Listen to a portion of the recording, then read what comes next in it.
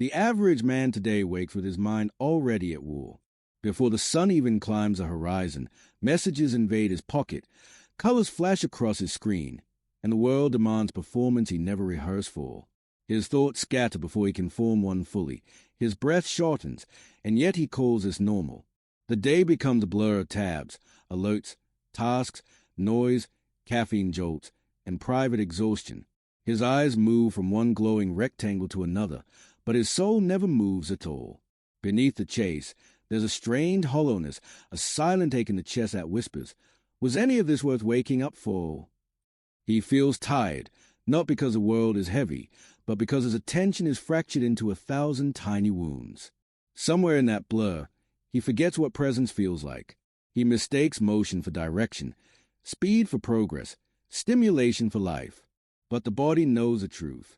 It knows that this constant flood of noise is not strength, it's corrosion.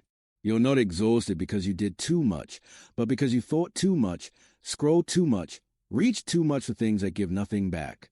The mind has become a battlefield with no silence between explosions. Now imagine another kind of world. A world with no screens, no notifications, no soft cowardice of avoidance. Only the scent of wet earth, the sound of bamboo in wind, and a warrior sitting cross-legged in stillness. A samurai before dawn, hands resting calmly on his knees, eyes half-closed, feet ready to move at the faintest call. He knows that within hours he may fight for his life. Yet he breathes as though nothing exists but this moment. There are no panic spirals, no noise. His stillness isn't an escape from chaos. It is forged inside it. The same world that shakes modern men to pieces once produced those who face death with quiet gazes. What changed? Not the world, but the mind that inhabits it. The samurai understood a truth we've forgotten. Peace is not found in the absence of conflict, but in mastery of attention that today's restlessness is not random. It is spiritual turbulence. Every vibration of your phone, every digital whisper, steals a fragment of your focus until you no longer belong to yourself. You fear silence because silence feels like withdrawal from importance. The moment the noise stops, you meet your own emptiness, and that meeting terrifies you. So you reach again for anything that numbs. Yet beneath that compulsion lies your buried strength. Because what if silence isn't an absence at all, but a weapon, a blade that cuts through illusion? The samurai sharpened theirs through meditation. We dull ours with distraction. They stood ready before storms of steel, while we collapsed before storms of information. They confronted death daily to stay alive. We avoid discomfort daily and still feel half dead. The contrast is devastating, but it is also a doorway. Listen closely. The cure for modern anxiety was discovered centuries ago, practiced by those who could not afford panic. They trained not only their bodies but their minds, the stillness before the strike, the breath before the motion.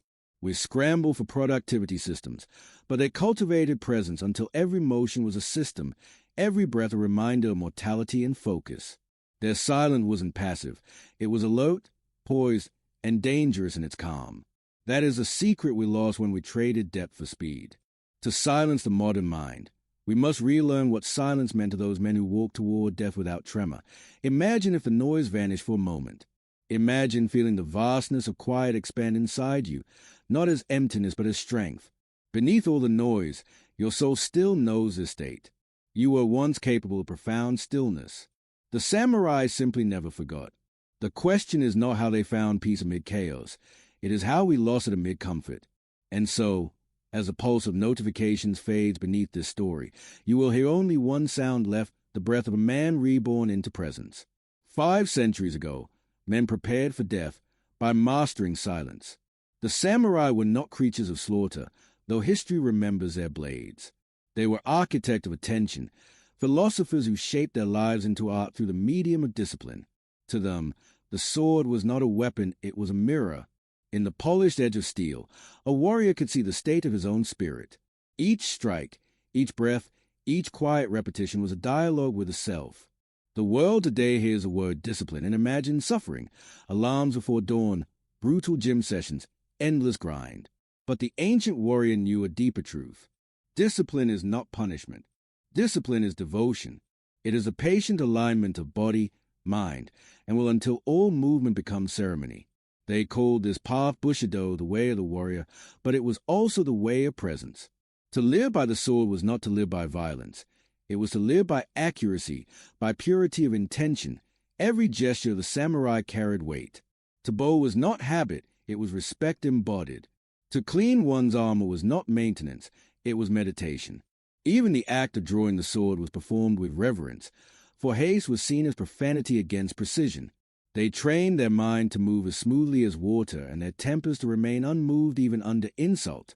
Western culture glorifies a push. Work harder, fight longer, endure more. But in the East, mastery was measured by reduction, by how little wasted motion remained. Bushidō wasn't about domination over others. It was about dominion over the chaos within. The samurai's enemy was rarely external. The real duel was always with the self. This understanding forged men like Miyamoto Musashi, the wandering swordsman who defeated dozens of opponents yet called victory a trivial thing. His life was a study of emptiness, carrying no possessions, sleeping under the open sky, and carving lessons into the bones of his solitude. For Musashi, comfort was decay. To soften was to die before death. He once wrote of polishing the spirit as one polishes a blade, through friction, through constant correction, through unflinching honesty with one's own rust. Imagine applying that to a modern life, refining your habits until each movement burns with purpose, removing the excess until there's nothing that does not serve the mission. That is the shape of true discipline, a life stripped of noise until only essence remains. Our world mistakes aggression for strength.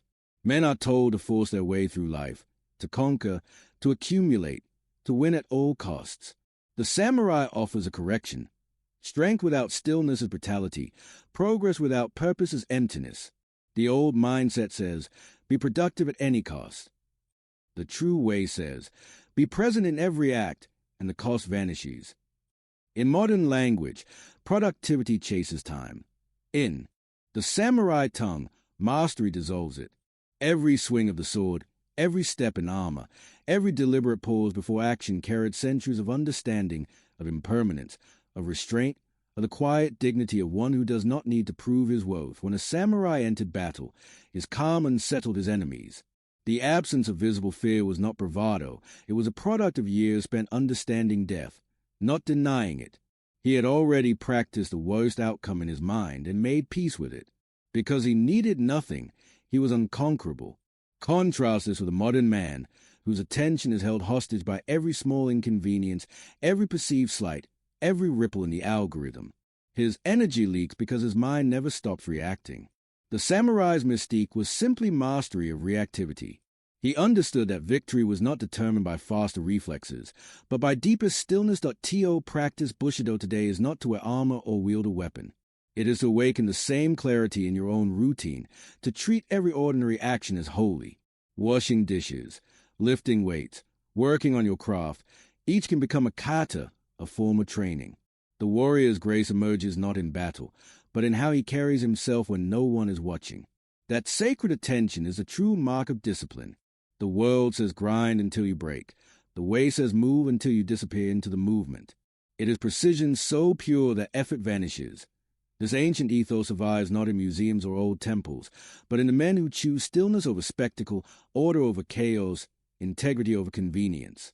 The sword remains, invisible now, gleaming quietly in the mind of anyone who walks the path with awareness. And perhaps the greatest paradox is this.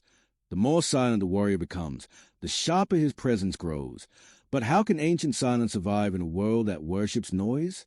For that let's journey inward eye in the heart of the samurai was not rage, but stillness so complete it frightened the untrained. Their wars were not driven by noise or impulse. They fought as if their spirits had vanished, leaving behind only movement, breath, and inevitability. This was Zen, the invisible core of their composure, the silent battlefield where real mastery was born. For them, strength without serenity was useless. The ability to strike meant nothing if the mind trembled before the body moved. They understood that fear does not come from the sword raised against you. It comes from the thoughts you raise against yourself. So before they ever lifted a blade, they trained the origin of battle, the mind every dawn. Before blood and dust came stillness. Imagine Musashi kneeling upon the ground as morning mist wrapped the trees, the air cold with the scent of earth and death. Across from him, his rival's breath quivers in the silence. Yet in Musashi's eyes, there's nothing, no flicker of worry, no calculation, no thought of victory, only the now. The instant the duel begins, his body moves with effortless inevitability, as if the act was decided long before. His mind does not shout commands or anticipate outcomes. It simply allows. This is Mushin, no mind. Modern culture romanticizes a flow state as if it were rare magic, but the samurai lived inside it. Mushin is the absence of separation between thought and action, between self and situation. The archer draws, the swordsman strikes, and in that space there is no I, only doing. It is not trance but perfect awareness, an awakened silence that renders hesitation impossible because there is no ego left to hesitate. The modern man trains his to-do list. The samurai trained his nervous system. Today, we switch between apps and distractions, consuming dopamine until our thoughts flicker like broken neon lights. We reward ourselves for constant motion, but rarely for stillness. Yet stillness is a crucible in which instinct, clarity, and truth are forged. The samurai knew that to stop thinking was not to become passive, but to become utterly precise. They practiced endless breath rituals, cutting through mental chatter with slow exhalations that mirrored the cutting of the sword. They learned to locate fear not in the enemy's eyes, but in the tension of their own body. Every rigid shoulder, every shallow breath was a signal of mind's corruption. The goal was simple yet eternal: dissolve reactivity until presence moved faster than panic. Another form of their silence was Zanshin, lingering awareness. After the sword struck, after the arrow flew, awareness remained extended, sensitive to what still existed beyond the motion. Zanshin is the instant after victory when the warrior does not celebrate, only observes, the moment after loss when he does not fall apart, only breathes. It is wakefulness without tension, readiness without aggression, the mental echo that keeps the soul connected long after action has ended. In modern life, we lack Zanshin. We finish a task only to rush to another. We end the conversation, but keep the argument running in our minds. Our bodies leave the field, but our attention stays behind to replay the fight. That is why so many live exhausted, not from labor, but from residue, from what they never let leave them. Mushin and Zanshin are not mystical relics. They are training methods for the 21st century mind starved for peace. To train no mind, you can simplify your digital life. Remove one layer of stimulation each week and watch how your impulses scream before they settle. Notice how your hands reach for the phone, as if the device were a sword that grants control, while in truth it enslaves you. That twitch, that craving to check again, is modern fear in disguise. Breathe through it instead of obeying. Regulate the body so the mind follows. The samurai returned constantly to the body because the body kept the truth. When they bowed, breathed, moved in kata, they were programming stillness into their reflexes so that in chaos, calm would be instinctual. You can do the same. Anchor yourself daily through body awareness, movement meditations, and deliberate pauses. Stillness must become a habit, not a hope. The ego despises this training. It resists silence because silence exposes its mirage. Ego thrives on comparison, tension, and noise. It measures worth by movement and seeks identity in reaction. But the samurai saw ego as an intruder. They understood that the chatter which fills your skull before a difficult task, the debate, the hesitation, the fear is nothing but the echo of self-importance. Once the ego dissolves, clarity expands, and life unfolds without friction. Mushin does not kill thought, it transcends it. You become not a thinker or do, but the thought and doing itself so when your world feels overwhelming, when your thoughts fracture under pressure. Remember this. The battlefield is not your schedule, your goals, or your obstacles. It is your nervous system. The fight is between presence and panic, stillness and split focus. The samurai did not need quiet environments to find peace. They created peace in the violence of the moment. It is a skill. It is teachable. And if they could face death with an undisturbed pulse, you can face your own distractions without collapsing. To train the silent mind is to reclaim sovereignty over your own consciousness. No app, no system, no guru can do it for you. The strike must come from within, precision honed through practice, repetition, and surrender. The duality is simple: act fully, then release completely. That is the rhythm of freedom. Mushin before action, Zanshin after. In between them, life reveals its purest clarity. But clarity demands confrontation. The sword must first strike within. Every man carries two enemies within. One is loud, the restless voice that argues, doubts, overthinks, and criticizes. The other is subtle, the comfort that whispers, "You've done enough."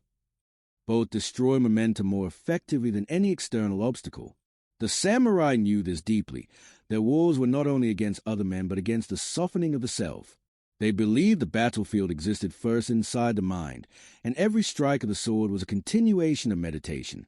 You may not face a blade, but you face your own indecision every morning, your own digital noise, your own cowardice disguised as business. The modern battlefield is built from distraction, and the casualties are measured in wasted potential. The world says you are defeated by algorithms, screens, and exhaustion. But the real enemy has never been distraction itself. The real enemy is your own undisciplined attention, trained to flee from discomfort before the duel even begins. The great warriors practice what they call death meditation. Each day they sat in still reverence and imagined their own end, sometimes vividly, until the thought ceased to carry fear. Death was not their obsession. It was their teacher. It taught them that all hesitation comes from attachment, all panic from unaccepted impermanence. The samurai who could face his death calmly could face any task without trembling. This practice dissolved the ego, that fragile thing so obsessed with comfort and self-importance. To die daily in meditation was to be reborn unshaken. Compare that to the modern man, terrified of any discomfort, enslaved by convenience. He calls his avoidance balance. He settles before testing his edges, mistaking ease for peace. But comfort kills more warriors than swords. Comfort is a slow bleed that convinces you to live shallowly, to trade one more day of potential for one more moment of numb relief. Every time you reach for a screen to escape stillness, you reenact cowardice. Not moral failure, just fear disguised as habit. The phone becomes a scabbard that keeps your sword sheathed. The comfort of distraction feeds ego, and ego feeds fear. You scroll to forget the truth that you are temporary and unfulfilled. You stay busy, so you never have to ask whether your business matters. The samurai approach was opposite. They removed every comfort to force confrontation with reality. Their huts were sparse, their diet simple, their routines repetitive. This austerity was not punishment but purification. In Japanese tradition, this path was called shugyo, austere training for spiritual clarity.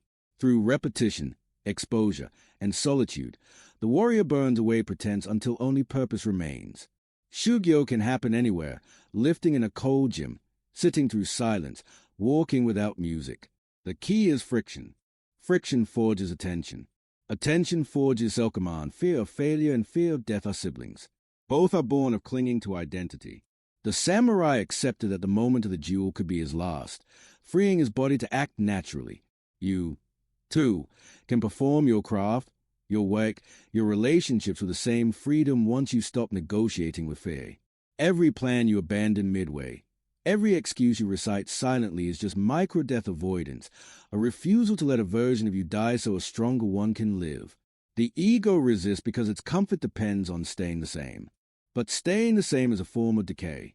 The blade rusts from inaction. The soul dulls the same way that T.O. lived with the samurai mindset today means consciously stepping into daily duels with the self. It means taking cold showers not to suffer, but to humble your system against nature. It means fasting not only from food but from noise, letting silence stretch long enough that the unease begins to speak. It means waking every morning with a brief death rehearsal. What if this were my final duel? What if today was the last chance to act honorably, fully, without complaint? The thought will burn away the trivial. It will strip the day to essence and presence. You will stop wasting energy on small grievances and start fighting truly worthy battles against apathy, against vanity, against that voice that tells you life can wait, that there's something paradoxically gentle about this path. When you stop running from your fears, they lose their fangs. When you stop protecting the ego, life softens around you. The samurai seemed ruthless, yet their inner world was woven with calm acceptance. They didn't hate comfort, they simply refused to be owned by it. The goal was never suffering but sovereignty. By mastering deprivation, they learned joy that wasn't dependent on outcomes. That's the heart of masculine strength, not endless hardness, but the quiet confidence of one who has died to his attachments. When you confront your inner enemy long enough, you start to see him not as a monster but as a misunderstanding. Your anxiety is simply your energy trying to escape direction. Your laziness is not weakness, but misaligned purpose. Once understood, both can be transformed. The only way is through radical honesty and deliberate friction. Detach from what sedates you, test in what purifies you, breathe through the resistance until silence answers back. And once the inner enemy is seen, discipline no longer feels like chains. It becomes a weapon of liberation. Mastery never arrives through explosion. It grows through repetition, countless quiet acts done with unwavering precision. The samurai understood this long before the world obsessed over motivation or hacks. Their philosophy was Kaizen, constant, humble refinement, the sacred pursuit of becoming 1% better every single day. To them, excellence was not lightning but rainfall, steady, patient, invisible in isolation, but unstoppable over time. Each morning they performed kata, repeating the same motions again and again, not as practice but as prayer. A young warrior would strike into the empty air thousands of times before ever touching an opponent. His teacher would say, "You are not preparing to fight a man. You are preparing to stop fighting yourself." Kaizen taught that perfection is built in the invisible moments, when no one watches, when progress hides beneath monotony, when pride has already given up and humility keeps going. Modern men chase breakthroughs, the overnight transformation, the secret formula, the viral success. But the samurai knew that real transformation is so gradual it's almost boring. The blade does not become sharp by one severe grind, but by thousands of silent passes against the stone. Each cut through the air carved discipline into muscle and mind. Modern culture romanticizes intensity, but intensity without consistency collapses. The samurai inverted the equation, mastery through small corrections, not massive efforts. The hidden power of the Kaizen mindset lies in its refusal to wait for the perfect moment. The average man says, "I'll change when I'm motivated." The warrior says, "I act precisely, even when I'm not." Motivation is temporary, but precision is eternal. Once you build a habit of acting deliberately, emotion loses control over direction. Every ritual reinforces that truth. Morning forms, writing reflections by candlelight, cleaning armor, maintaining the sword's edge, all were extensions of the same belief. Ritual equals freedom. The disciplined man appears rigid from the outside, but inside he is the freest of all, because his structure releases him from chaos. Through repetition, he forges identity, a feedback loop of respect between action and self-concept. This principle mirrors modern neuroscience. Every repeated action strengthens the pathways of skill and focus, wrapping them in myelin like silk around steel. The samurai didn't have that vocabulary, but they knew the feeling. With each perfect motion, their minds rewired toward equilibrium. Repetition, when combined with presence, doesn't just build skill, it reshapes character. What would that look like today? The sword replaced by the keyboard, the bow replaced by the morning journal, the armor replaced by routine. The tools change, the spirit doesn't. Each deliberate act, waking without snoozing, training the body, scenting the breath before opening a screen, is a modern strike into empty air. You're not fighting others, you're carving order out of noise. Kaizen in daily life means re-sanctifying ordinary actions. Clean the desk as if polishing the blade. Review your day as if inspecting the weapon that guards your purpose. Take one repeated action. Do it attentively until it becomes sacred. That is a modern kendo, to draw your tools with respect, move through tasks with fluid conscious precision, and end with awareness lingered, Zanshin in motion. Kaizen is mercy toward yourself, because it refuses all extremes. You don't have to burn or collapse. You only have to refuse stagnation. 1% speaks softly, but it multiplies beyond measure. The samurai rarely spoke of balance. They practiced rhythm effort, stillness, effort, stillness, like the inhale and exhale of mastery. Each day is a swing of the sword. Each sunrise, another chance to polish both the weapon and the man holding it. And when fatigue or doubt whispers, remember, the strike isn't meant to impress. It's meant to align. A single clean motion today is worth more than 1,000 intentions tomorrow, but repetition without a higher aim becomes drudgery. The samurai's mastery hid a greater secret, the serenity of surrender. There is a strange law at the heart of the warrior's path. The more desperately you try to control, the weaker you become. The samurai discovered that true power is not achieved through tension, but through release. They called this state Shinri, the truth of the heart, and it was never found through force. It was cultivated through surrender, through a quiet willingness to let reality move as it will while the warrior remains unmoved within. In battle, they learn this truth with devastating clarity. The swordsman who grips the hilt too tightly slows himself. Muscle seize, breath quickens, strikes lose precision. But the one who loosens his grasp, with eyes soft yet focused, moves like water. His sword travels as if independent of his hand. He is not performing, he is allowing. The paradox is that surrender grants command that control never can. The same law binds modern life.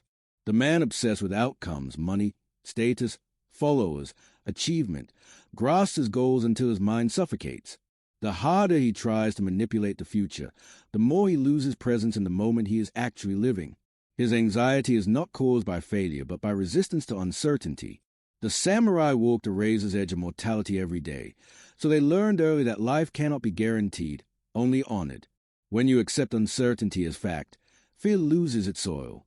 You stop clenching. You stop oversteering. When the outcome ceases to define you, your execution becomes pure. That is when the mind opens fully, when effort flows, not fights. Surrender in the samurai sense is not apathy. It is precise attention without attachment. It is meeting reality as it is and giving your full effort, then releasing whatever comes next. To act fully and then let go, that is the highest discipline. The world teaches the opposite. Chase relentlessly, grind harder, refuse rest. But force without trust breeds tension, and tension blocks intuition. The samurai understood the deeper symbiosis. Discipline creates a vessel. Surrender fills it. One builds a structure, the other gives it soul. The man who only disciplines becomes rigid, incapable of adapting. The man who only surrenders drifts without form. But the warrior who blends both moves freely, firm in purpose, fluid in experience. Modern surrender begins in small acts. In the middle of wake, notice the moment you start gripping mentally, the tightening of the stomach, the shallow breath, the urge to rush. Pause. Inhale through the nose. Exhale slowly through the mouth. Feel energy settle back into the body. This is how the samurai reset before re-engaging. Between strikes, between breaths, they touch stillness. 10 seconds of such presence clears more fog than an hour of frantic control. During reflection or journaling, write about moments where control failed you. Record what would happen if you dropped the need for certainty in that same situation. Train non-striving as deliberately as any physical skill. The balance between effort and surrender is what defines mature strength. A boy fights to prove. A man acts to express. When you surrender, you no longer need to prove anything. Your focus and calm do the talking. Flow emerges when self-importance dissolves, when the thin membrane between you and action evaporates. You become movement without friction, intention without interference. The samurai were, not without fear. They simply stopped resisting it. Surrender made them transparent to chaos. Plans could shift, opponents could change, but stillness stayed unbroken. You can see this mirrored in every domain of mastery. The athlete who stops overthinking and enters pure motion. The writer who drops expectation and finds language flowing. The craftsman who forgets himself and feels the hands of time carve through him. That is Shinri in modern form, the truth of the heart revealed when effort becomes grace. It's not weakness to let go. It is alignment with how life truly moves. The harder you grip, the less you feel. The lighter you hold, the deeper your precision. When control releases, silence moves in. In that silence, the samurai mind awakens fully. Modern life doesn't require armor or battlefield, yet every day still demands readiness. That's why ancient discipline must be reborn not through nostalgia, but through structure. The samurai treated life itself as a dojo, and that is exactly what the modern warrior must recreate. A daily rhythm that restores presence, resilience, and inner stillness in the middle of ordinary chaos. Forget the illusion of balance. Balance implies constant correction. The samurai didn't chase balance, they practiced alignment. Each action was arranged to serve one purpose, unbroken awareness. When you begin to live this way, even the simple act of breathing becomes training. The warrior monk day begins before sunrise. Morning is the forge of mind, when the noise of the world has not yet woken. This is a time for stillness before strategy. Sit in silence, spine upright, breath deep, eyes closed or softly focused. No phones, No stimulation, just deliberate awakening of awareness. 10 slow breaths, felt fully, are enough to center the entire day. Read a few lines of timeless wisdom, not for information but orientation, just as a warrior studies his code before battle. This is also where you rehearse death lightly, not morbidly but clearly, reminding yourself that no moment is guaranteed. This daily remembrance cuts through vanity and sleepiness, leaving only humility and urgency. After stillness, enter the training block. This is embodied discipline, your modern form of kata. Physical exertion reconnects mind and body. It teaches that real focus lives in sensation, not in thought. Whether lifting weights, running, or practicing martial arts, intensity is secondary to precision. The kettlebell becomes your sword, the tool that teaches leverage, control, and endurance. When you train, you remind the nervous system who commands it.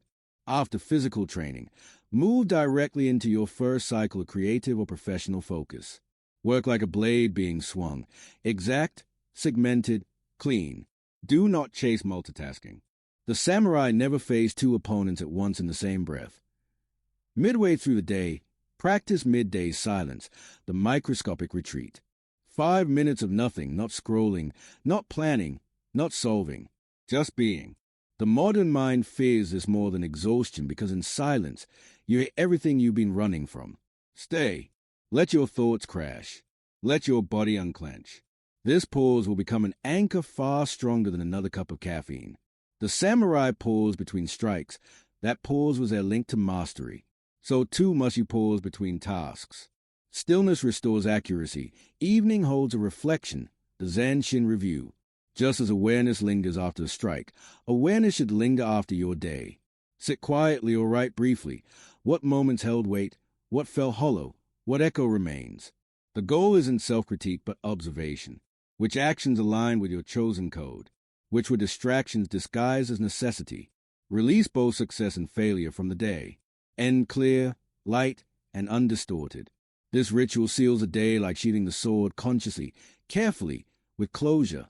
Over time, this framework transforms routine into ceremony. Every object around you becomes symbolic.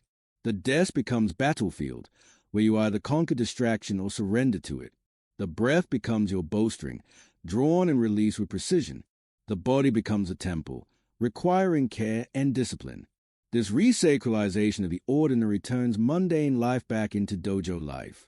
There is no sacred versus profane, only conscious versus unaware. To live as a modern warrior is not about constant exertion. It's about designing a life so disciplined that you can relax inside it.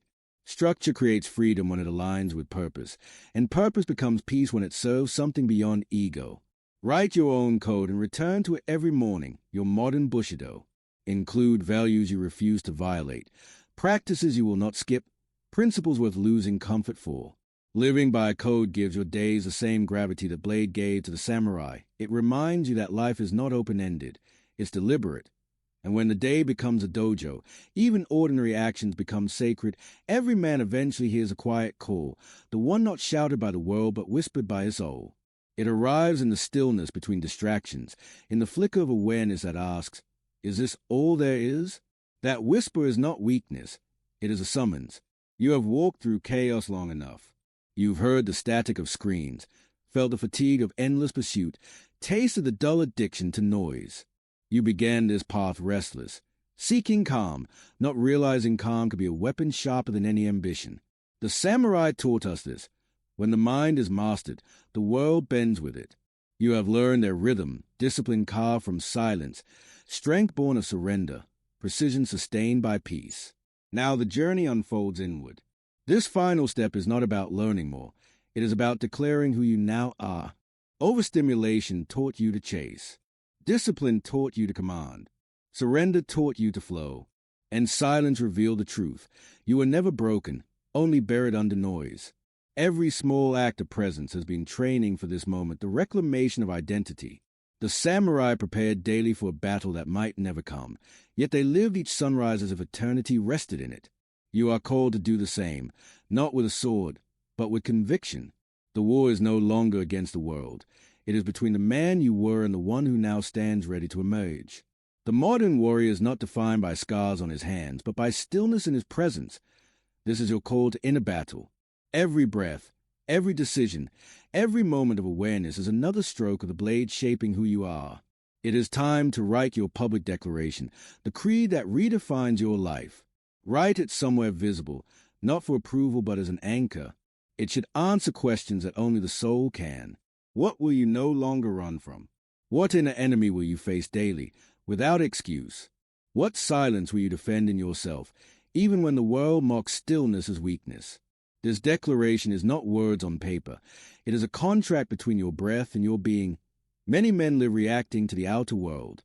Few live governed by an inner world sturdy enough to steady them through storms. You have earned enough stillness to stop reacting and start leading, not others, but your own energy. Leadership begins the moment you decide how you will face your inner battlefield every morning. Choose to rise deliberately.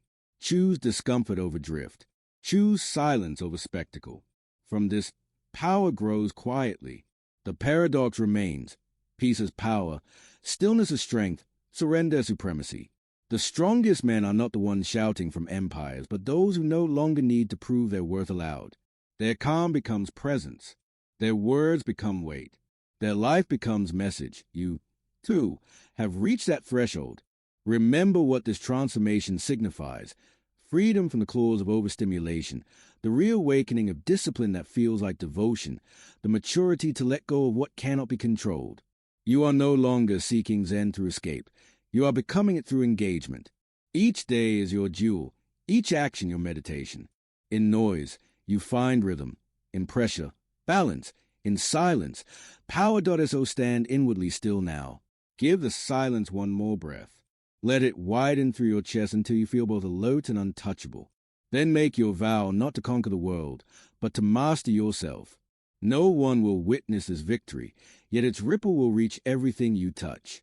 When the mind grows quiet, every movement becomes declaration. When your mind is silent, your life speaks.